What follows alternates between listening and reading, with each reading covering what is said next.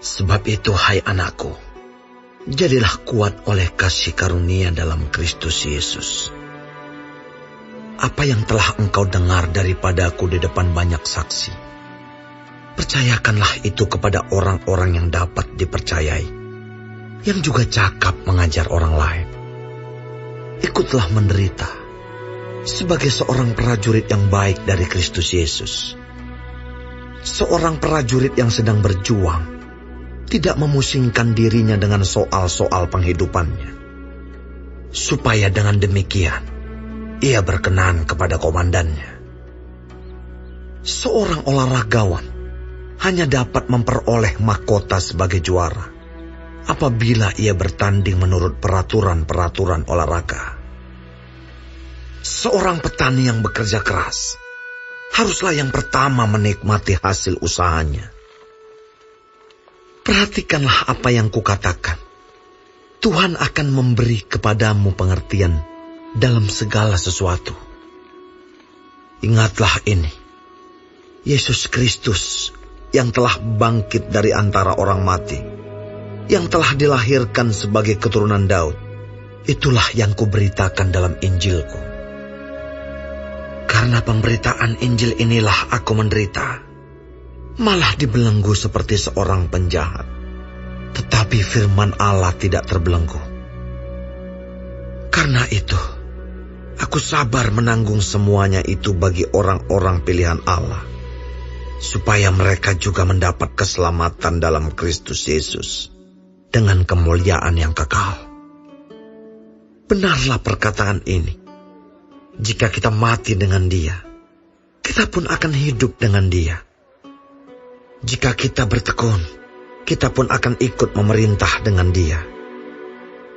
Jika kita menyangkal Dia, Dia pun akan menyangkal kita.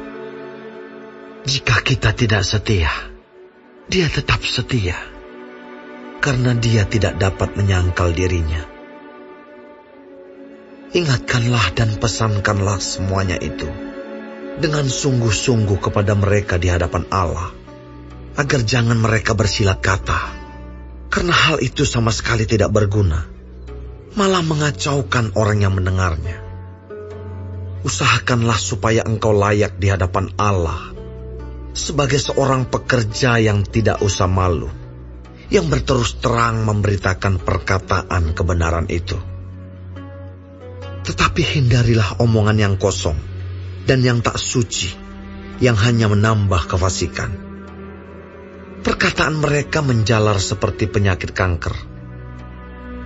Di antara mereka termasuk Himeneus dan Filetus, yang telah menyimpang dari kebenaran dengan mengajarkan bahwa kebangkitan kita telah berlangsung, dan dengan demikian merusak iman sebagian orang.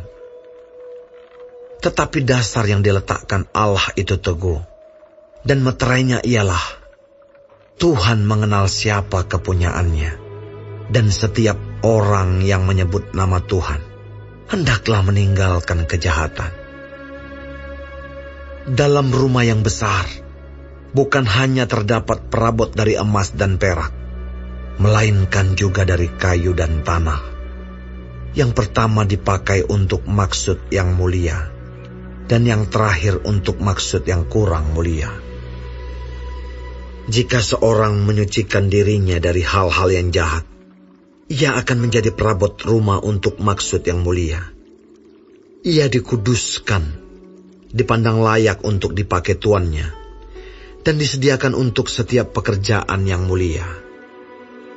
Sebab itu, jauhilah nafsu orang muda, kejarlah keadilan, kesetiaan, kasih, dan damai bersama-sama dengan mereka yang berseru kepada Tuhan dengan hati yang murni. Hindarilah soal-soal yang dicari-cari, yang bodoh dan tidak layak. Engkau tahu bahwa soal-soal itu menimbulkan pertengkaran. Sedangkan seorang hamba Tuhan tidak boleh bertengkar, tetapi harus ramah terhadap semua orang. Ia harus cakap mengajar, sabar, dan dengan lemah lembut dapat menuntun orang yang suka melawan. Sebab mungkin Tuhan memberikan kesempatan kepada mereka untuk bertobat. dan memimpin mereka sehingga mereka mengenal kebenaran.